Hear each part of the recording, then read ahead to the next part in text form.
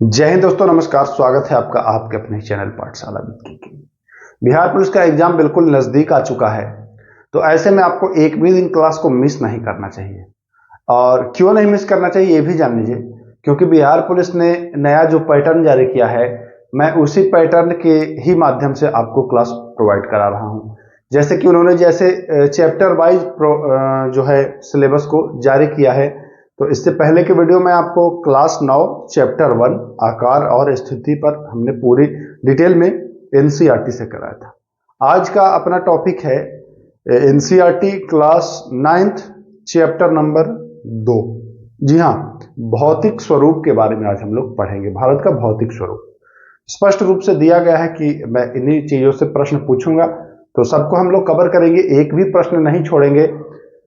इस वीडियो को देखने के बाद मैं आपसे यह वादा करता हूं कि अगर इसको आपने पूरा देख लिया तो आप एक भी प्रश्न इस टॉपिक से नहीं छोड़ेंगे। इतनी बारीकी से मैंने प्रश्नों को इसमें डाला है। अब आप लोग क्लास करेंगे तो आपको स्वतः समझ में आएगा, या तो जब एग्जाम हो जाएगा, परीक्षा हो जाएगी, उसके बाद आपको अफसोस करके समझ में आएगा कि काश हमने यहाँ से चीजें को अडॉप्ट किया होता, सीखा होता। तो खैर, वो आपकी मर्जी है, पढ़ें या फिर स्किप करें, है ना। तो चलते हैं। इसमें प्रश्नों की संख्या ज्यादा होगी थोड़ी, तो थोड़ा सा धैर्य बना करके रखिएगा। एक स्थलीय भाग जो तीन ओर से समुद्र से घिरा हो, तीन ओर से समुद्र से घिरा हो, स्थलीय भाग क्या कहलाता है? तो प्रायद्वीप कहलाता है। अच्छा, अगर ऑप्शन में दे दे कि एक स्थलीय भाग जो तीन ओर से समुद्र से घिरा हो कहलाता है, ऑप्शन दे दे प्रायद्वीप, द्वीप, अंतरीप। अगर अंतरीप दे दिया ऑप्शन में तब क्या करेंगे? अंतरीप दे दिया ऑप्शन में तब क्या करेंगे? तो अंतरीप तब आंसर होगा जब आपसे पूछा जाए कि किसी महाद्वीप, महादेश का वह भाग या देश का वह भाग जो जिसका जो पॉइंट है, जो नुकीला भाग है, वह तीनों ओर से जल से घिरा हो, तब अंतरीप कहलाएगा। जैसे भारत का देखिए कुमारी अंतरीप, या फिर आप अफ्रीका में जाइए तो अफ्रीका का जो सबसे लास्ट पॉइंट है, देखिएगा जो पॉइंट है वह तीन ओर से जल से घिरा, तो उसको भी अंतरीप कहते हैं। लेकिन यहां पूछ रहा है कि जब तीन ओर से जल से घिरा हो कुछ भाग, तो इतने भाग की बात हो रही है, तो यह प्रायद्वीप होगा। तो यह चीज आपको ध्यान देना था। भारत का उत्तरी मैदान निर्मित है, तो भारत का जो उत्तरी मैदान है वह किससे निर्मित है? तो वह जलोढ़ मिट्टी से निर्मित है। देखिए, प्रश्न सीधा पूछा जाएगा आपसे, सीधा पूछा जाएगा, बिल्कुल लैंग्वेज यही रखेगा, कोई लैंग्वेज में परिवर्तन नहीं होगा। तो आपको ध्यान देना है कि जो भारत का उत्तर मैदान है वह जलोढ़ मिट्टी का बना है। किसका बना है? जलोढ़ मिट्टी। अब चलते हैं हम लोग प्रश्न संख्या 3 की ओर। प्रश्न संख्या 3 में देखते हैं क्या कहता है। प्रायद्वीपीय पठार बना है, तो प्रायद्वीपीय पठार जो है वह किस चीज का बना है? तो यह आग्नेय तथा रूपांतरित शैलों से बना है। किससे बना है? आग्नेय तथा रूपांतरित शैलों से, ये ध्यान दीजिएगा। चलिए प्रश्न संख्या 4 की ओर चलते हैं। हिमालय किस प्रकार की पर्वत है?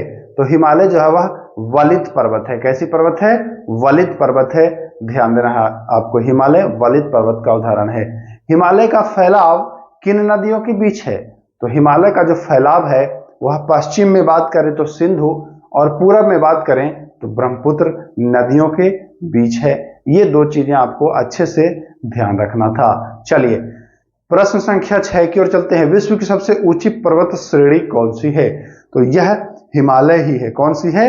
हिमालय ही है, ये आपको ध्यान देना है। प्रश्न संख्या 7 की ओर चलते हैं। देखिए, हिमालय का आकार कैसा है? तो हिमालय का आकार अर्धवृत्ताकार, अर्धचंद्राकार या धनुषाकार। कैसे याद रखेंगे? देखिए, हिमालय आप देखते हैं तो जम्मू कश्मीर से शुरू होकर के और अरुणाचल प्रदेश जाता है ना। तो इसको अर्धचंद्राकार भी कह सकते हैं, अर्धवृत्ताकार भी कह सकते हैं। इतना ही नहीं, इसे धनुषाकार भी कह सकते हैं। तो ये तीनों आपको याद रखना है। चलिए, हिमालय की चौड़ाई, तो देखिए कश्मीर के साइड आप आइएगा तो ज्यादा चौड़ा है, वहीं अगर आप अरुणाचल प्रदेश की ओर जाते हैं पूरब में, तो इसकी जो चौड़ाई है वह कम जाती है। यहां तक कि अरुणाचल प्रदेश में इसकी चौड़ाई 150 किलोमीटर है, जबकि जम्मू कश्मीर की बात कर लें तो वह 400 किलोमीटर है।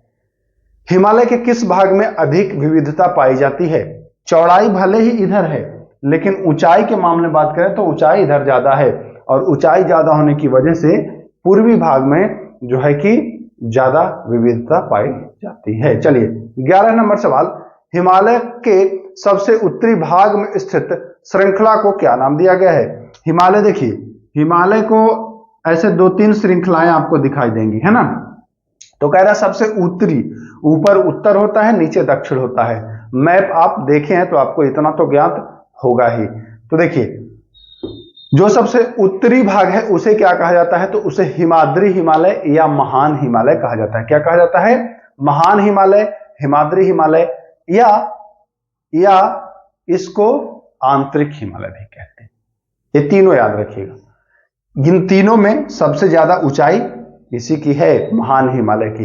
भाई महान है तो आप ऐसे भी अंदाजा लगा लेंगे कि सबसे ऊंचा है। चलिए अब हिमालय की कुछ चोटियां हैं। जी हां, हिमालय की कुछ चोटियां हैं जिससे डायरेक्ट प्रश्न बनता है, और प्रश्न इतना पेचीदा बनता है कि आप पढ़ के भी गलत कर देते हैं। यहां पर आप अगर ध्यानपूर्वक देखेंगे तो कभी गलत नहीं करेंगे। कैसे प्रश्न बनता है, जरा प्रश्नों की प्रवृत्ति समझ लेते हैं। प्रश्न बनेगा, निम्न में से कौन सी चोटी भारत में स्थित नहीं है? आपको दे देगा नाम कंचनजंगा, मकालू, है ना, माउंट एवरेस्ट, ऐसे करके। तो आप क्या मारेंगे? भारत में नहीं है। या फिर दे देगा 4 चोटी का नाम दे देगा और बताएगा कि इनको ऊंचाई के क्रम में कम से ज्यादा, मतलब कम ऊंचाई से ज्यादा ऊंचाई की ओर व्यवस्थित करें, ऐसे दे देगा। तो इसको देखने के बाद आपका बिल्कुल क्लियर होने वाला है। इसको मैं मिटाने की कोशिश कर रहा हूं, इसको मैं मिटा देता हूं ना। चलिए इसको हमने मिटाया। माउंट एवरेस्ट किस देश में है? तो माउंट एवरेस्ट देखिए, एक तरफ हम लिख रहे हैं नेपाल, ओके, और यहां आपका आई से इंडिया समझिए। तो माउंट एवरेस्ट कहां में है भैया? तो माउंट एवरेस्ट नेपाल में है, यानी माउंट एवरेस्ट जो है वह कहां में है? नेपाल में। याद रखिएगा, भारत में नहीं है माउंट एवरेस्ट, ध्यान देना है। माउंट एवरेस्ट जो है वह कहां में है? तो नेपाल में है। दूसरा, कंचनजंगा कहां में है? कंचनजंगा आपका भारत में है, कंचनजंगा आपका भारत में है। और माउंट एवरेस्ट की जो ऊंचाई है वो आपको पता ही है 88, जी हां 88, कहीं 48 कहीं 50, कहीं देता है 48 कहीं देता है 50, लेकिन एनसीईआरटी ने अभी तक 8848 मीटर का ही आंकड़ा दर्शा रखा है। तो हम लोग 8848 पर जाएंगे। एनसीईआरटी का डाटा ही मान्य होता है, ये आपको पता है। चलिए कंचनजंगा कहां स्थित है? तो कंचनजंगा जो है वह भारत में है, और इसकी अगर ऊंचाई की बात करें तो 85, 98, 8600 से 2 मीटर ही कम है। 85, 98, देखिए यहां पर 88.5 से 2 मीटर कम है, और यहां 86 से 2 मीटर कम है। यह है कंचनजंगा। क्या है? कंचनजंगा, ठीक ना। ये भारत में है, ध्यान देना है आपको। 2 क्लियर हो गए। माउंट एवरेस्ट नेपाल सबसे ऊंचा। दूसरे नंबर पर आपका भारत में जो है कंचनजंगा है। ये हिमालय की चोटी की मैं बात कर रहा हूं, ट्रांस हिमालय की मैं बात नहीं कर रहा हूं। अब लोग कहेंगे कि सर K2 को नहीं लाए, तो हम हिमालय की बात कर रहे हैं, ना कि ट्रांस हिमालय की। ये भी आपको ध्यान देना है। अब चलिए मकालू कहां में है? जो इंपॉर्टेंट है, जो एनसीईआरटी ने दिया है डाटा, हम वही आपके सामने लाए हैं। मकालू कहां में है? तो यह नेपाल में है, और इसकी ऊंचाई 84-81। मकालू की 84-81। यहां पर मार्कर बदलना आवश्यक हो गया है। मकालू, ठीक ना। मकालू भी नेपाल में ही है, 8481 मीटर की ऊंचाई पर है। चलिए धौलागिरी भी नेपाल में है, धौलागिरी भी नेपाल में है। इसकी ऊंचाई की बात करें तो 81-72, वैसे आपको दिख रहा होगा 81-72 धौलागिरी, ये भी ध्यान देना है आपको, ये भी नेपाल में है। नंगा पर्वत कहां में है? तो नंगा पर्वत भारत में है, इसकी ऊंचाई 8126 मीटर। नंगा पर्वत भारत में है 8126 मीटर, ओके। अन्नपूर्णा कहां में है? तो अन्नपूर्णा भी नेपाल में ही है और इसकी ऊंचाई 8078 मीटर। कितनी है? 8078 मीटर। ध्यान दीजिएगा। नंदा देवी की बात करें तो नंदा देवी जो है वह भारत में है। कामेट की बात करें तो कामेट भी भारत में है। नंदा देवी की ऊंचाई 7817 मीटर और कामेट की बात करें तो 7756 मीटर। नामचा बरुआ यह भी भारत में है, यह भी 7756 मीटर है। अब आखिरी चलते हैं गुरु मंदाता। तो गुरु मंदाता नेपाल में है और यह 7728 मीटर। तो ये जो थे कुछ हिमालय की, जी हाँ ट्रांस की नहीं, हिमालय की ऊंची चोटियां, यहां ध्यान दीजिएगा। अब चलते हैं आगे। महान हिमालय का क्रोड बना है तो यह ग्रेनाइट का बना है। किसका बना है? ग्रेनाइट का बना है। जो ग्रेट हिमालय है, जो महान हिमालय है, जो आंतरिक हिमालय, इसका क्रोड जो है वह ग्रेनाइट का बना है। हिमाद्री हिमालय के दक्षिण में, देखिए फिर से एक बार मैं मिटाऊं इसको। देखिए अभी जब हमने दर्शाया था हिमालय के 3 भाग को, महान हिमालय और ये बीच वाला है और ये फिर शिवालिक है, ठीक ना। तो कह रहा है कि महान हिमालय के दक्षिण में स्थित हिमालय को कहा जाता है। तो ये महान है, ग्रेट हिमालय है, इसको आप हिमाद्री भी कहते हैं, आंतरिक भी कहते हैं। तो इसके दक्षिण, इसका दक्षिण तो यही आएगा ना, जस्ट दक्षिण। तो इस हिमालय को क्या कहा जाता है ये पूछ रहा है। तो इसे निम्न हिमालय या हिमाचल हिमालय, दो नाम याद रखिएगा, निम्न हिमालय या हिमाचल हिमालय कहा जाता है। और ये जो सबसे बाहरी है इसे शिवालिक कहा जाता है, शिवालिक या वाह्य हिमालय, नाम याद रखिएगा। चलिए तो हो गया क्लियर। अगला प्रश्न, धौलाधार एवं महाभारत श्रृंखला किस हिमालय का भाग है? धौलाधार और महाभारत जो श्रृंखला है वह किस हिमालय का भाग है? तो धौलाधार और महाभारत ये दोनों इसी का भाग है, मध्य हिमालय का ही भाग है। ये भी ध्यान देना है, मध्य हिमालय का ही भाग है। इसका नाम निम्न हिमालय या हिमाचल हिमालय भी है। तो ये दोनों आपको ध्यान देना है। कांगड़ा एवं कुल्लू, तो कांगड़ा एवं कुल्लू भी इसी में है। कांगड़ा, अब देखिए हिमाचल हिमालय भी कह रहे हैं तो हिमाचल प्रदेश में ही है कुल्लू मनाली कांगड़ा। तो इससे रिलेट कर लीजिएगा कि हिमाचल में ही ये सारे हैं, तो इसलिए हिमाचल हिमालय का ही भाग है। हिमालय का सबसे बाहरी श्रृंखला तो इसे शिवालिक कहते हैं या वाह्य हिमालय भी कह देते हैं। इसमें देखिए ये बहुत महत्वपूर्ण है, ये तीनों नाम याद रखिएगा, देहरादून, कोटलीदून और पाटलीदून। देहरादून, कोटलीदून और पाटलीदून स्थित है। तो देहरादून, कोटलीदून और पाटलीदून इसी गैप में है, इसी वाले गैप में। देहरादून, कोटलीदून और पाटलीदून इसी में स्थित है। यह भी आपको ध्यान देना है। किसमें? निम्न और वाह्य के बाद, या हिमाचल और बाद नहीं, बीच में, हिमाचल और शिवालिक के मध्य स्थित है। यह ध्यान देना है आपको। चलिए, हिमालय को नदियों के आधार पर किसने वर्गीकृत किया था? इसको मिटा देता हूं।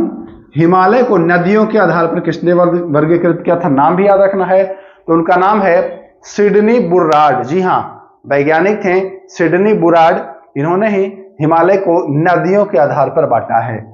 जैसे हिमालय ऐसे हो गया तो इसको नदियों के आधार पर सिंधु, सतलज, है ना, ऐसे करके बांट दिया गया है।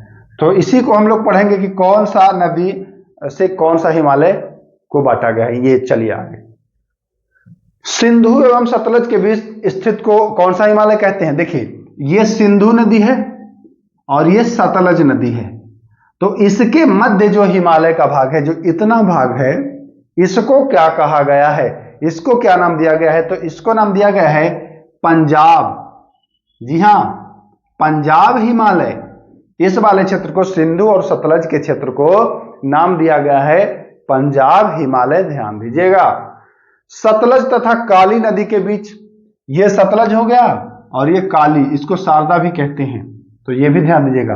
काली नदी के बीच के हिमालय को कुमायूं हिमालय, ठीक ना, कुमायूं हिमालय कहते हैं। क्या कहते हैं? कुमायूं हिमालय कहते हैं। ये भी ध्यान देना है आपको, ठीक ना, कुमायूं हिमालय। चलिए, काली तथा तीस्ता नदियों के बीच, ये काली है और ये तीस्ता है।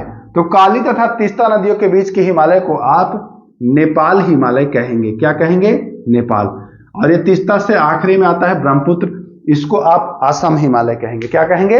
असम हिमालय। तो सारे नाम आपने देख लिया, असम हिमालय कहा जाता है। चलिए अब हम लोग चलते हैं क्वेश्चन नंबर 34। कौन सी नदी हिमालय की सबसे पूर्वी सीमा बनाती है? तो अभी देखा, सबसे पूर्वी सीमा की बात करें तो ब्रह्मपुत्र, यहां पर तीस्ता से ब्रह्मपुत्र है ना। और सबसे पश्चिमी सीमा की बात कर ले तो सिंधु बताएंगे। बहुत ही इजी है, देखिए आप अगर समझना चाहेंगे ना तो बहुत ही इजी है, बहुत ज्यादा कुछ है नहीं, और सारे प्रश्न बहुत ही महत्वपूर्ण है, आपको पता चल गया होगा। चलिए,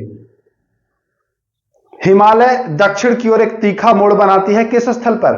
तो देखिए हिमालय जो है ना, यहां से आकर के और फिर ऐसे करके ये आती है, नीचे आती है, ठीक। तो कहां बनाती है? तो यहीं पर दिहांग गार्ज बनता है, जहां से घुसता है काट करके दिहांग गार्ज बनता है। ब्रह्मपुत्र नदी जब घुसेगा ना, ब्रह्मपुत्र नदी ऐसे करके, तो वहीं पर दिहांग गार्ज का निर्माण होता है। तो क्या प्रश्न है? हिमालय दक्षिण की ओर एक तीखा मोड़ बनाती है किस स्थल पर?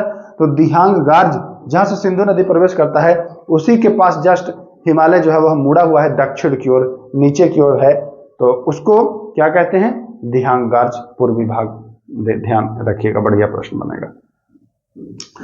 उत्तरी मैदान का निर्माण मुख्यतः हुआ है, अभी बताया था हमने, क्वेश्चन आया था शुरुआत में ही। तो उत्तरी मैदान का निर्माण जो जलोढ़ मिट्टी से हुआ है, तो यह सिंधु, गंगा और ब्रह्मपुत्र तथा इनकी जो सहायक नदियां हैं, इनके ही सहयोग से गंगा के मैदान का जो है उत्तरी मैदान का निर्माण हुआ है। चलिए, विश्व का सबसे बड़ा नदी द्वीप, विश्व का सबसे बड़ा नदीय द्वीप जो है वह कहां है? जहां लोगों का निवास है, जहां लोगों का निवास है वहां लोग भी निवास करते हैं, तो वह ब्रह्मपुत्र नदी में माजुली द्वीप सबसे बड़ा नदी द्वीप। अक्सर आपने सुना होगा कि द्वीप तो होते हैं महासागरों में, लेकिन नदियों में भी द्वीप है, और वो है ब्रह्मपुत्र में, ठीक ना।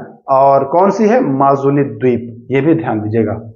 चलिए, नदीय द्वीपों का निर्माण कैसे हो जाता है? नदी में जो द्वीप बनते हैं कैसे निर्माण हो जाता है? तो पर्वतों से आने वाली नदियां, वह निचले भाग में जब ढाल कम होता है ना, तो वह अपने गाद को इधर उधर ज्यादा नहीं फैला पाती है। ढाल कम होने की वजह से गति कम हो जाती है नदी की, और इस वजह से वहां द्वीप का निर्माण शुरू हो जाता है। जब तीखी ढाल रहेगी तो पानी तेज जाएगा, तो गाद को थोड़ा बहुत, जो भी गाद है उसको आगे लेके चला जाएगा, डेल्टा बना देगा, ठीक ना, आगे ले जा करके। लेकिन बहुत ही जब ढाल एकदम कम हो जाती है तो गति कम हो जाती है, तो जो गाद लाती है वो जमा करते करते करते करते और द्वीप भी बना सकती है। तो ये ध्यान दीजिएगा। चलिए, नदियां अपने निचले भाग में गाद एकत्र हो जाने के कारण बहुत सी धाराओं में बट जाती है। इन धाराओं को क्या कहा जाता है? ध्यान से समझिएगा जरा, इसको मैं मिटा दूं। ओके, जैसे मान के चलिए कि यहां से कोई नदी निकली और बहुत सारा गाद लाई, तो गाद लाने से ये जो नदी की धारा है, कभी यहां से निकल गया, यहां से निकल गया, यहां से निकल गया, ऐसे जहां मतलब कमजोर देखा वहां से निकल गया, तो इसको क्या कहते हैं? इसको वितरिकाएं कहते हैं। क्या कहते हैं? वितरिकाएं। ये भी ध्यान देना है। उत्तरी मैदान के पश्चिम भाग को क्या कहा जाता है? तो अभी आपने देखा पंजाब कहा जाता है। क्या कहा जाता है? उत्तरी मैदान के पश्चिम भाग को पंजाब कहा जाता है। गंगा के मैदान का विस्तार है घग्घर तथा तीस्ता नदी के बीच। गंगा का जो मैदान है वह घग्घर और तीस्ता नदी के बीच उसका विस्तार है। उत्तरी मैदान का सबसे विशालतम भाग बना है, तो अभी हमने बताया था कि जलोढ़ मिट्टी से बना है, पुराने जलोढ़ मिट्टी से बना है। पुराने जलोढ़ मिट्टी को बांगर भी कहते हैं, यह भी ध्यान देना है, और नई जलोढ़ मिट्टी को खादर कहते हैं। देखिए, हाँ आ ही गया, प्रश्न संख्या 43 और 44 दोनों क्लियर हो गया। पुरानी जलोढ़ मिट्टी बांगर, नई जलोढ़ मिट्टी खादर। अब इन दोनों में पूछता है कि ज्यादा उपजाऊ कौन होगा, पुरानी जलोढ़ मिट्टी या नई जलोढ़ मिट्टी, यानी कि बांगर या खादर। तो जो नई जलोढ़ मिट्टी है वह ज्यादा उपजाऊ होगा। क्यों होगा यह भी जरा समझ लीजिए। नई जलोढ़ मिट्टी क्यों उपजाऊ होता है? क्योंकि देखिए, नई जलोढ़ मिट्टी कैसे होता है? जैसे पानी आया, नदी का पानी आया, तो उसमें बहुत सारे ह्यूमस आते हैं। ह्यूमस कहने का मतलब है कि जानवरों की हड्डियां या गले सड़े पेड़। तो नई जलोढ़ मिट्टी उसमें ह्यूमस की मात्रा अधिक होगी, और जो पुराना जलोढ़ मिट्टी है जहां पानी पहुंच ही नहीं पाता है, तो वहां ह्यूमस की मात्रा कमते जाती है। इस वजह से पुरानी जलोढ़ मिट्टी जो बांगर है वह कम उपजाऊ है, नई जलोढ़ मिट्टी जो खादर है वह ज्यादा उपजाऊ है। मैं उम्मीद करता हूं चीजों को आप लोग अच्छे से समझ रहे होंगे। चलिए, प्रदीपीय पठार का निर्माण हुआ है तो गोंडवाना भूमि के टूटने एवं अपवाह से। प्रदीपीय जो भारत का प्रदीपीय पठार है उसका निर्माण हुआ है गोंडवाना। जब हम लोग डिटेल में पढ़ेंगे तो मैं बताऊंगा कैसे अफ्रीका से भारत अलग हुआ था, कौन सा अंगारा लैंड और कौन सा गोंडवाना लैंड है, भारत का जो भाग है वह किसका हिस्सा है, कहां से टूटा है, सब कुछ मैं आपको डिटेल में बताऊंगा, परेशान मत होइए। दक्षिण का पठार का आकार कैसा है? तो दक्षिण का जो पठार है उसका आकार है त्रिभुजाकार। कैसा? त्रिभुजाकार। आकार याद रखिएगा, बस एग्जाम में आपसे यही पूछेगा, छोटे एग्जाम में इतना बहुत है। चलिए, नर्मदा नदी स्थित है तो नर्मदा नदी जो है वह दक्षिण के पठार के उत्तर में स्थित है। कहां? उत्तर में, दक्षिण में नहीं। दक्षिण में आएंगे तब तो नीचे चले आएंगे, उत्तर में स्थित है, ध्यान दीजिएगा। मेघालय का पठार किसका भाग है? तो मेघालय का पठार यही दक्षिण के पठार का ही भाग है। ये जो दक्षिण के पठार का ही भाग है, यहां से छोटा नागपुर से गैप करके टूट करके और यहां मेघालय में गया है। यहां 3 चोटियां हैं, गारो, खासी और जयंतिया। सबसे ऊंची चोटी की बात करें मेघालय वाले तो यही खासी पर ही है, और ये चीज सबसे ज्यादा बारिश भी होती है इसी वाले पर, है ना, गारो, खासी, जयंतिया तीनों। अब कहता है कि ये प्रदीपीय भाग से ये कैसे अलग हुआ है, ये जो पठारी भाग से कैसे अलग हुआ है ये, तो यह मालदा गैप इसको बोलते हैं। कौन सा गैप बोलते हैं? मालदा गैप। मालदा गैप या गारो गैप भी बोलते हैं, तो ये भी ध्यान दीजिएगा, मालदा गैप के ही द्वारा यह अलग हुआ है। ये इसी का ही भाग है, प्रदीपीय भाग पठार का ही भाग है, मेघालय का भी पठार, ये ध्यान देना था आपको। चलिए, मेघालय पठार का अन्य नाम तो कार्बी आंगलोंग पठार या उत्तर कचारी पहाड़, इसी दोनों इसी का नाम है। उत्तर कचार पहाड़ी, उत्तर कचार पहाड़ी कहां में स्थित है? तो यह मेघालय में, इसी का नाम है, इसी का नाम है, कार्बी आंगलोंग का ही नाम है। उत्तर मेघालय का जो पठार है इसी का नाम है उत्तर कचार पहाड़ी। थाल घाट, भोर घाट तथा पाल घाट जो दर्रा है यह पश्चिमी घाट पर है। देखिए, मैं यहां पर आपको बताने की कोशिश करूंगा। भारत का जब आप दक्षिण भाग देखेंगे तो ये पश्चिमी भाग है और ये पूर्वी भाग है। तो पाल घाट, भोर घाट और थाल घाट ये सब पश्चिमी घाट पर है, ध्यान दीजिएगा। पाल, भोर, थाल ये पश्चिमी घाट पर है, ध्यान दीजिएगा। पूर्वी घाट का विस्तार है महानदी से दक्षिण नीलगिरी तक। पूर्वी घाट, ये इस वाले को पूर्वी घाट कहते हैं, तो महानदी से नीलगिरी तक, है ना, नीलगिरी घाट है यहाँ पर, तो यहां तक इसका वो है। अनाई मुड़ी की ऊंचाई कितनी है? तो अनाई मुड़ी की ऊंचाई जो है वह 2695 मीटर। अनाई मुड़ी की ऊंचाई कितनी है? तो 2695 मीटर, ये भी ध्यान देना है। दोदा बेटा की ऊंचाई कितनी है? अच्छा, दोदा बेटा चोटी किसकी है? तो दोदा बेटा जो है नीलगिरी की सबसे ऊंची चोटी है दोदा बेटा। तो नीलगिरी की सबसे ऊंची चोटी दोदा बेटा 2633 मीटर। और अनाई मुड़ी क्या है? तो पश्चिमी घाट की सबसे ऊंची चोटी है अनाई मुड़ी, जो 2695 मीटर ऊंची है, ये ध्यान दीजिएगा। अब अगर आपसे पूछे कि पूर्वी घाट की सबसे ऊंची चोटी, तो महेंद्रगिरी लगभग 1500 मीटर ऊंची है, ये भी ध्यान देना है आपको। फिर से एक बार मैं क्लियर कर दूं, पश्चिमी घाट की सबसे ऊंची चोटी तो अनाई मुड़ी 2695 मीटर। नीलगिरी की सबसे ऊंची चोटी तो दोदा बेटा 2633 मीटर। और पूर्वी घाट की सबसे ऊंची चोटी तो महेंद्रगिरी 1500 मीटर, यह ध्यान देना है। चलिए, पूर्वी घाट के दक्षिण में कौन सी पहाड़ी है? जब पूर्वी घाट में दक्षिण में आते हैं तो 2 पहाड़ी आपको दिखाई देगा जो महत्वपूर्ण है, सेवराय और जेवाड़ी। जी हाँ, सेवराय और जेवाड़ी, ध्यान दीजिएगा। काली मिट्टी का निर्माण तो ज्वालामुखी से हुआ है, बहुत ही इजी है। भारतीय मरुस्थल क्षेत्र की सबसे बड़ी नदी, तो भारतीय मरुस्थल आपको पता है राजस्थान में है, इसकी सबसे बड़ी नदी लूनी है। कौन सी नदी है? लूनी। बरकान क्या है? तो बरकान आप जब रेगिस्तान में जाएंगे तो अर्धचंद्राकार बालू का जो टीला होता है उसे ही बरकान कहा जाता है। क्या कहा जाता है? बरकान कहा जाता है। पश्चिमी घाट के नाम, ये थोड़ा सा इंपॉर्टेंट है, इसको ध्यान दीजिएगा। पश्चिमी घाट के नाम, तो देखिए पश्चिमी घाट के नाम, अगर हम लोग दक्षिण से चले तो ये मालाबार तट होगा, फिर ये होगा कन्नड़ तट, और फिर ये होगा कोंकण तट। 3 भाग में, मालाबार, कन्नड़ और कोंकण।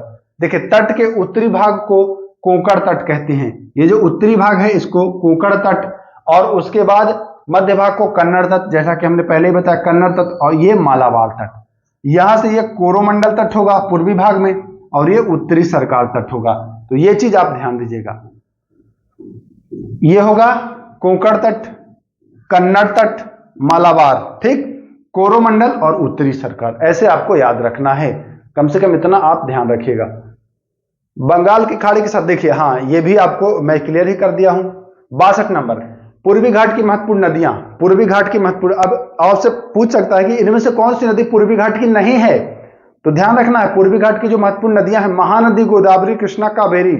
महानदी, गोदावरी, कृष्णा, कावेरी, ये जो चारों नदियां हैं ये पूर्वी घाट की ही नदियां हैं, जबकि नर्मदा, ताप्ती, ये सब जो है वो पश्चिमी घाट की नदियां हैं। भारत में खारे पानी की सबसे बड़ी झील, तो भारत में खारे पानी की सबसे बड़ी झील कौन सी है, तो वह है चिल्का झील। यह कहां में है, तो यह उड़ीसा में है, ध्यान दीजिएगा। और यह महानदी डेल्टा के दक्षिण में, महानदी डेल्टा के दक्षिण में स्थित है, यह भी आपको ध्यान देना है।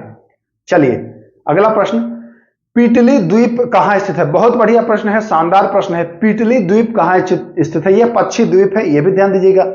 तो लक्षद्वीप में यह एक पक्षी अभयारण्य है, यहां मनुष्य निवास नहीं करते हैं। लक्षद्वीप पश्चिमी तट के इधर है ना, और इधर है अंडमान निकोबार, यह भी ध्यान देना है। तो लक्षद्वीप में पीटली द्वीप है, और यह बिहार सब इंस्पेक्टर में पूछा गया है, पीटली पक्षी अभयारण्य कहां है, तो लक्षद्वीप में, यहां मनुष्य निवास नहीं करते हैं। जो प्रवाल भित्ति, प्रवाल जो होते हैं वह कहां विस्तार करते हैं, तो छिछले जल में, और गर्म जल जहां होता है वहां प्रवाल विस्तार करते हैं। आज का आखिरी सवाल 66 नंबर, बहुत ही बढ़िया सवाल है, पूछा भी गया है। भारत का एकमात्र सक्रिय ज्वालामुखी है, तो अंडमान निकोबार, हमने अंडमान निकोबार का चर्चा किया है, अंडमान निकोबार में ही है, इसका नाम है बैरन द्वीप। जी हाँ, बैरन ज्वालामुखी बैरन द्वीप पर ही स्थित है। तो मैं उम्मीद करता हूं दोस्तों कि सारे प्रश्न जो हैं वह आपने देखे होंगे, और इसका पीडीएफ भी आपने प्राप्त करने की कोशिश की होगी, लेकिन पीडीएफ आपको अभी मिला नहीं होगा। क्यों? क्योंकि पीडीएफ कुछ समय बाद हम अपने टेलीग्राम ग्रुप पर शेयर कर देंगे, तो थोड़ी देर बाद आप पीडीएफ भी इसका प्राप्त कर सकते हैं। सारे प्रश्न एनसीईआरटी कक्षा 9 अध्याय 2 से था, भारत की भौगोलिक स्थिति। आप अगर आपके पास एनसीईआरटी, अच्छा अब कुछ लोगों को लग रहा है कि एनसीईआरटी तो नहीं कहा है, एससीईआरटी कहा गया है। देखिए एससीईआरटी में भी सिलेबस वही है, आप किताब उठा करके देखिए, कोई बदलाव नहीं है, चीजें वही है, बस खाली एससीईआरटी है और ये एनसीईआरटी है। वह राज्यों में चलता है या केंद्र में चलता है, सब है ना, ये चीज आप ध्यान दीजिएगा। मैं उम्मीद करता हूं कि चीजों को आप लिख रहे होंगे, अच्छे से पढ़ रहे होंगे, और इस बार वर्दी लेकर के आप अपना सपना साकार अवश्य करेंगे। तो फिर मिलेंगे, नमस्कार, जय हिंद।